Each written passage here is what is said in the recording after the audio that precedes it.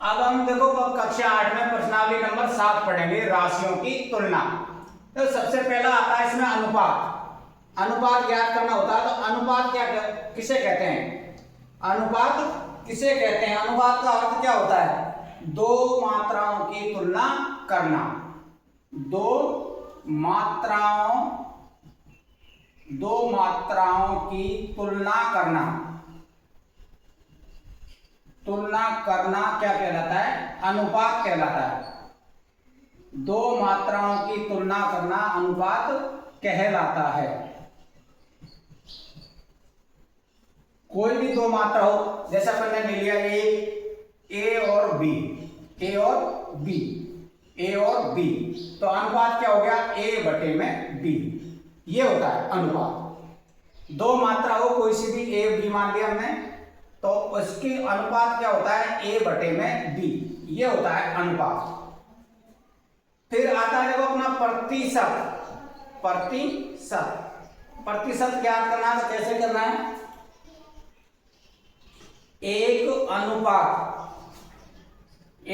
अनुपात जिसका दूसरा पद 100 हो। एक अनुपात जिसका दूसरा पद 100 हो क्या कहलाता है? प्रतिशत कहलाता है। प्रतिशत कहलाता है।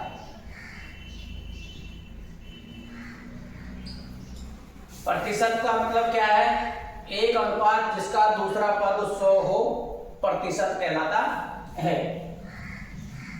अनुपात को हम प्रतिशत में कैसे बदलें? अनुपात को प्रतिशत में बदलना। प्रतिशत में बदलने के लिए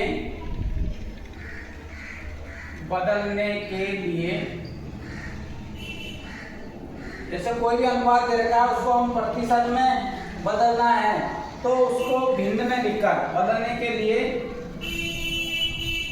भिन्न में बदलकर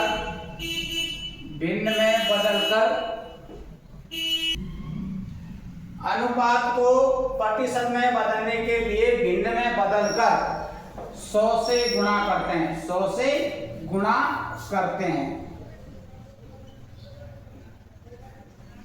ये आपको ध्यान रखना है। अगर कोई भी दो अनुपात रखे हैं, उनको प्रतिशत में बदलना है तो भिन्न में बना के उसको 100 से गुणा करना है। जैसे अनुपात दे दिया आपको 3:4, तो इसको कैसे बदलेंगे?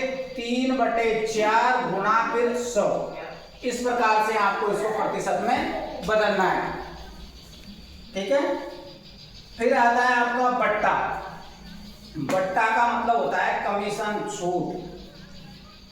बट्टा का मतलब होता है किसी चीज पे छूट देना या किसी भी वस्तु के अंकित मूल्य में दी जाने वाली छूट। किसी भी वस्तु के अंकित मूल्य पर दी जाने वाली छूट को बट्टा कहते हैं।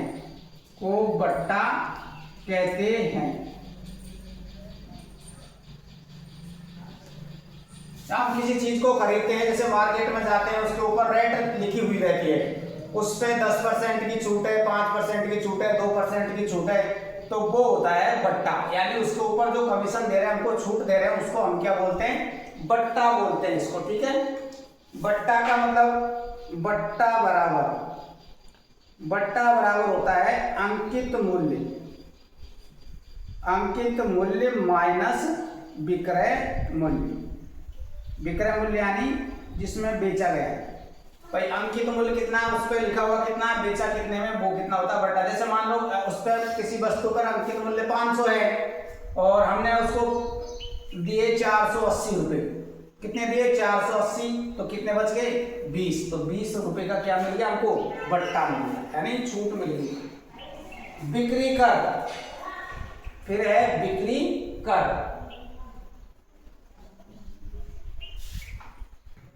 बिक्री कर, बट्टा के बाद है बिक्री कर।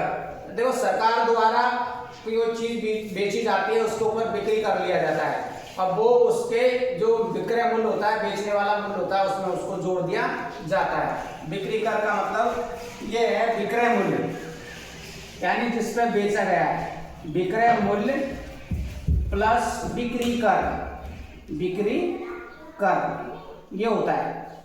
विक्रय मूल्य पे जो जोड़ा जाता है गुणा विक्रय मूल्य गुणा बिक्री कर।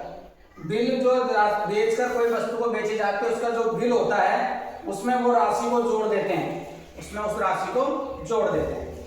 आगे है साधारण ब्याज। साधारण ब्याज, साधारण ब्याज का सूत्र क्या होता है? मूलधन गुणा समय गुणा दर बटे में 100, ये होता है आपका साधारण ब्याज का सूत्र। मूलधन गुणा समय गुणा दर बटे में 100। ठीक है, अब ये साधारण ब्याज के सूत्र से हम कोई सी भी इसमें से पूछे हम ज्ञात कर सकते हैं। साधारण ब्याज में समय पूछे तो समय बराबर, दर पूछे कोई सी भी चीज हमसे पूछ सकते हैं, इसमें दर भी पूछ सकते हैं, समय पूछ सकते हैं, मूलधन भी पूछ सकते हैं। इसी सूत्र से सारी चीज ज्ञात करते हैं। देखो मिश्र धन क्या होता है? मिश्र धन, मिश्र धन बराबर होता है आपका मूलधन, मूलधन प्लस साधारण ब्याज। यानी जो मूलधन दे रखा है उसमें ब्याज जोड़ देंगे तो वो क्या हो जाता है? हमारा मिश्र धन होता है। जैसे मूलधन हमारा 500 है, ब्याज मान लो उसके 20 रुपए होते हैं, तो 520 क्या हो जाएगा? इसका मिश्र धन हो जाएगा। फिर आपका अगला आता है चक्रवृद्धि ब्याज। चक्रवृद्धि ब्याज, चक्रवृद्धि ब्याज का सूत्र होता है आपका मूलधन, मूलधन गुणा 1 प्लस दर बटे में 100 की घात समय माइनस मूलधन, ये होता है चक्रवृद्धि ब्याज का सूत्र। चक्रवृद्धि ब्याज बराबर होता है मूलधन गुणा 1 प्लस दर बटे में 100। देखो ये 100 सूत्र में दर के नीचे, ये 1 के नीचे नहीं है, और इसकी घात क्या है? समय और फिर माइनस में मूलधन। अगर आपसे चक्रवृद्धि ब्याज पूछा जाए तो ही माइनस मूलधन लिखना है। अगर मिश्र धन पूछे आपसे यहाँ तो यहाँ पर मूलधन माइनस नहीं करना। ये आपके चक्रवृद्धि ब्याज का सूत्र है। यानी ये सारे सूत्र आपको याद करने हैं, याद होंगे तब जाके हम राशियों की तुलना यानी प्रश्नावली नंबर 7 को आगे पढ़ेंगे।